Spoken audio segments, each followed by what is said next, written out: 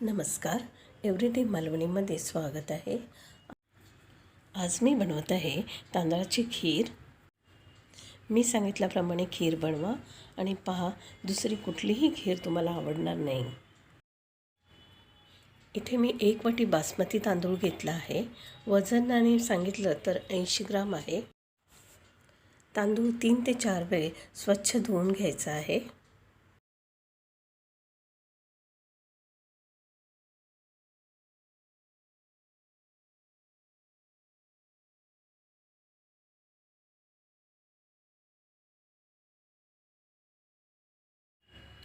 इथे मी बेडशीटवर रुमाल घालून हे तांदूळ सुकवून घेणार आहे.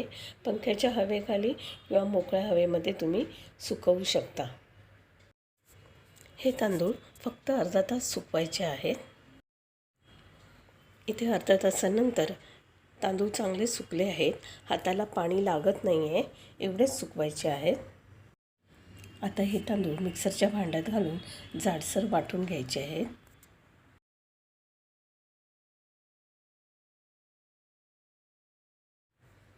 आता इथे तांदळाची जाडसर कणी तयार आहे. आता गरम कढईमध्ये आपल्याला 10 चमचे तूप घालायचं आहे.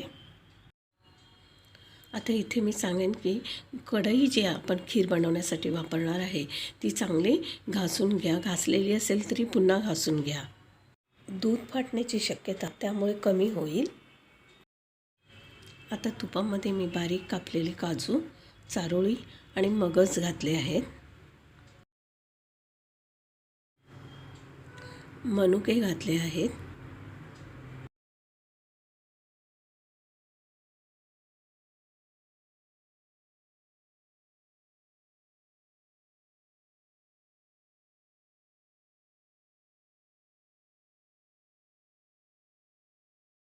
छान ब्राऊन झाल्यानंतर काजू, चारोळी हे सर्व जिन्नस आपल्याला प्लेटमध्ये काढून घ्यायचे आहेत.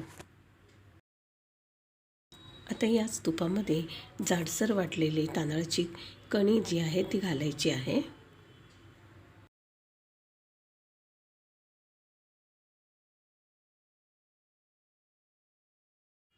तांदळाची कणी भिजून जाईल एवढं तूप असायला पाहिजे.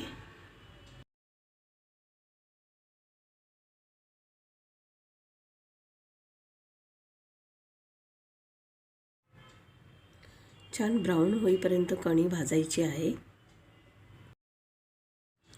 तांदळाची कणी चांगली ब्राऊन झाल्यानंतर त्यात दूध घालायचं आहे. इथे दूध अर्धा लिटर मी तापवून ठेवलेलं आहे. दूध पूर्ण घालायचं नाही, थोडं थोडं करून घालायचं आहे.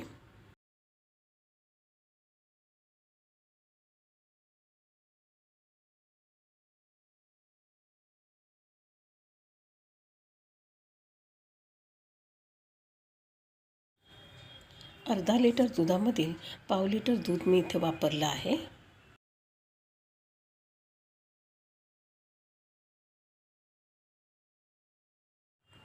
झाकण ठेवून 2 मिनिटासाठी शिजू द्यायचं आहे.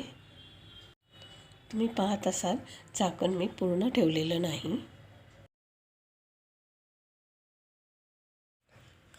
2 मिनिटानंतर झाकण काढून पुन्हा थोडंसं दूध घालायचं आहे.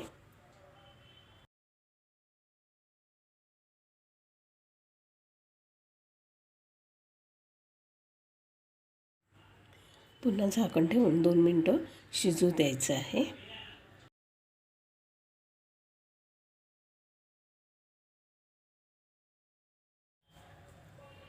हाताच्या बोटावर खीर घेऊन थोडं दाबून बघायचं आहे. जर मऊ लागलं तर खीर शिजली आहे आणि जर कचकच लागली तर ती शिजली नाही, अजून शिजवायचं आहे. आता इथे तांदळाचे कणी चांगली शिजली आहे. उरलेलं सगळं दूध मी त्यात घातलं आहे.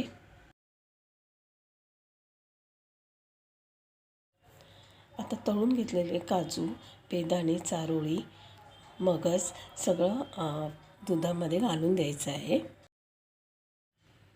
आता जेवढी तांदूळ घेतले होते तेवढीच साखर घ्यायची आहे. 80 ग्राम तांदूळ होते ना, 80 ग्राम मी साखर घेतली आहे. तुम्ही तुमच्या आवडीप्रमाणे कमी जास्त साखर घालू शकता.